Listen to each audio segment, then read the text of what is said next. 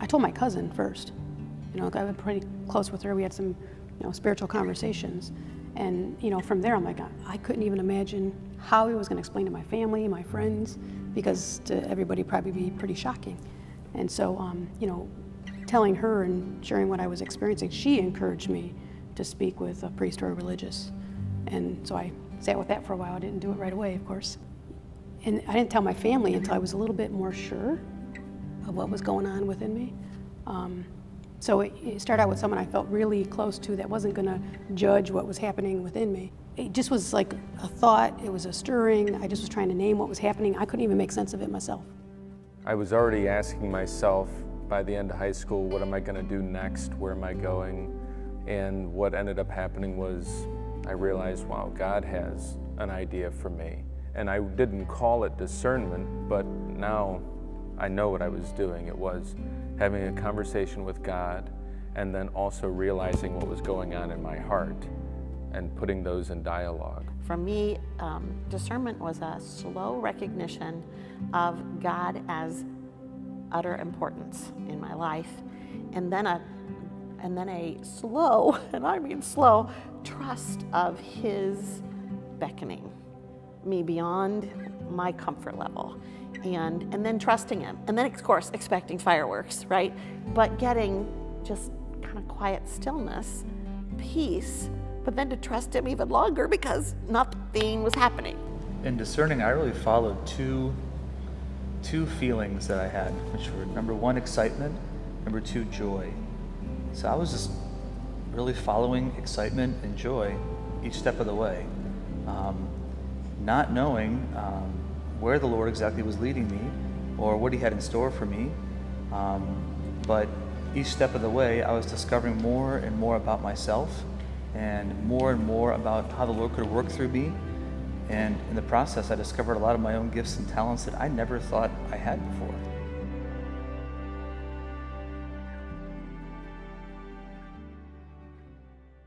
Nothing will happen unless you take action, and you have to do something, whether it is have a conversation with someone or send that email or fill out a form or talk to a friend. You have to do something. You have to start somewhere.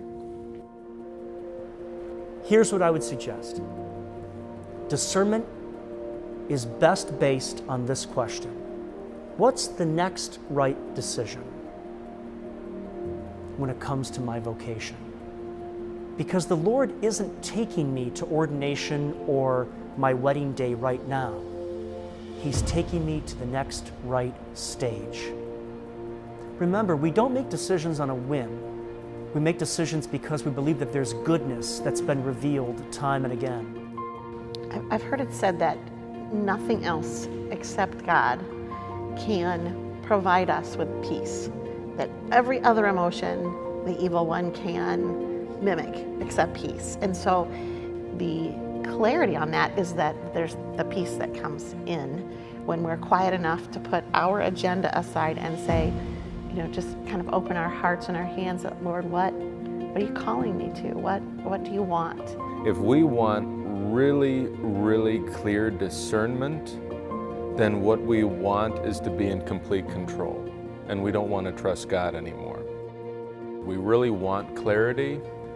What Jesus wants with us is a trusting relationship. I found silence is so intimidating, but it's so helpful and so important. I remember in that moment, I heard within the depths of my being, are you willing and ready to give up all you know and understand for something even greater? And in the moment, I was like, that grips you with fear. But there was this tug and luring, and in that, just taking that step and trusting, it just changed everything.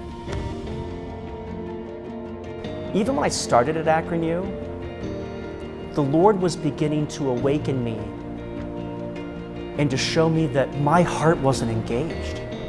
I quit the track team at Akron U. Like, for me, that would be a gigantic step of surrender.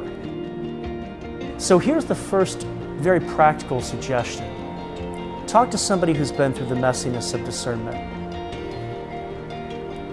Don't first talk to somebody who you're just comfortable talking with. the person that you're talking to ought to be somebody who could hold you accountable. And when they begin to echo what we're beginning to hear him say, those are, to me, great signs of clarity in our discernment.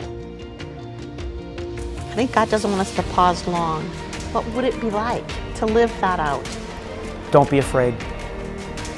There is peace and rest when we move through the messiness of this particular moment.